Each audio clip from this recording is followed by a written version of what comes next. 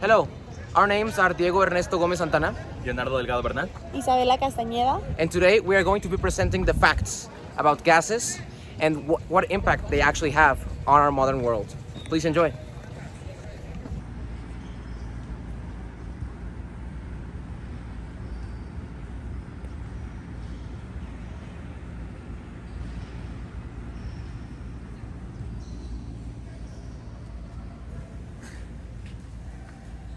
The world is filled with invisible substances that have a profound impact in our lives. Today, we will delve into the fascinating world of gases and the chemistry that governs them. Come along as we explore the advantages and disadvantages these gases have on our daily lives. Gases in particular are a phase of matter characterized by their unique behavior. At the molecular level, gas particles are constantly in motion, colliding with each other. This is known as kinetic theory of gases. Furthermore, gases have the ability to expand, fill the container completely, and can be compressed.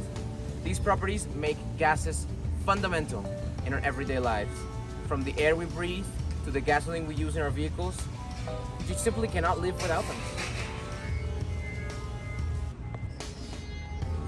To understand how atoms combine to form molecules, we turn to Lewis' structure. This graphical representation allows us to visualize how atoms' valence electrons are distributed in a molecule. Each dot represents an electron and the lines represent chemical bonds. Lewis structures are essential for predicting the geometry and polarity of molecules, which in turn affect their properties and chemical behavior. Hi, my name is Mia Barrero and I'm gonna talk about molecular geometry. Molecular geometry is crucial to understanding how molecules interact with each other, as mentioned in the article of Molecular Geometry of Baige's page, which we recommend a lot since it shows and explains molecular geometry in detail. The shape of the molecules and its polarity are determinants of its chemical behavior. For example, linear molecules can be nonpolar, like nitrogen gas, while molecules with angular geometries, like water, tend to be polar due to an uneven distribution of electrons.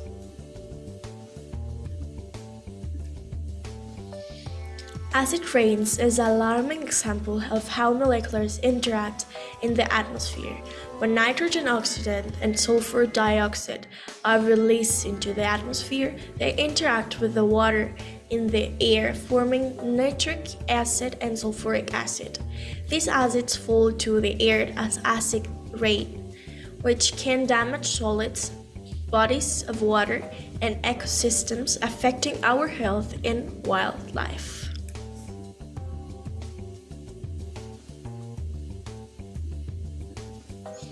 In gases and liquids, molecules interact through intermolecular forces. Van der Waals forces, including dispersion, dipole-dipole, and hydrogen bonds, are essential in this process. These forces determine properties such as solubility, surface tension, and boiling point of substances. For instance, hydrogen bonds are responsible for the unique properties of water, such as its high surface tension and ability to form ice.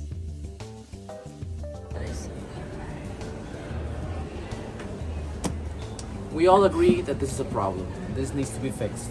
So, what can we do about it? Well, we have certain proposals. The first one is to reduce.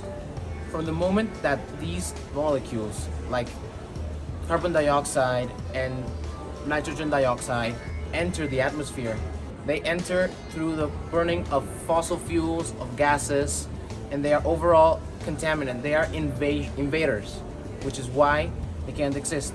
If we change these forms of energy, if we move from coal, from gases, from petroleum to cleaner options like solar, maybe wind energy, we can fix all of this, because it wouldn't be produced the same rate.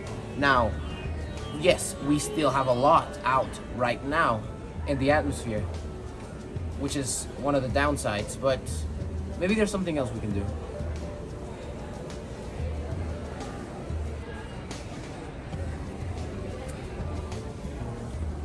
Oh, CCS. But what does it mean? CCS stands for Carbon Capture Storage. These kind of technologies are made of multiple technologies, such as absorption, chemical looping, membrane gas, separation, or gas hydration. What we are trying to get with these kind of technologies is to get to a climate change mitigation on a short term.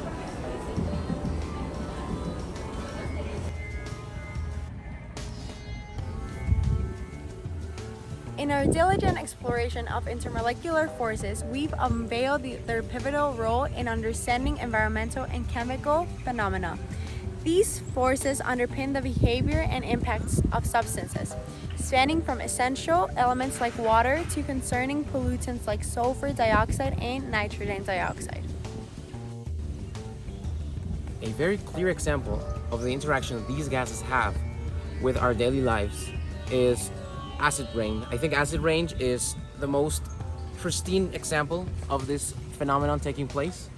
It is a tangible result of nitrogen oxides and sulfur oxides interacting with rainwater, serving as a stark example of profound real-world impact on intermolecular models. A deeper comprehension of these chemical processes is paramount in our collective effort to address environmental concerns that affect ecosystems, water bodies, and critical structures, and infrastructure, because these things should simply not be there. Wouldn't you agree? I totally agree, Ernesto. And I want to add that actually solid airborne contaminants, including dust particles and sulfur dioxide aerosols, engage in complex intermolecular interactions. Acknowledging and untangling these complexities are crucial steps toward crafting effective strategies for the control of air pollution. Epic. In our unwavering commitment to combat air pollution, we employ an array of scientific and chemical solutions. This encompasses advanced filtration systems, chemical treatment processes, and cutting-edge adsorption technologies. All of these innovations draw upon the fundamental principles of chemistry, ensuring the cleaner air for the protection of human health and preservation of our environment.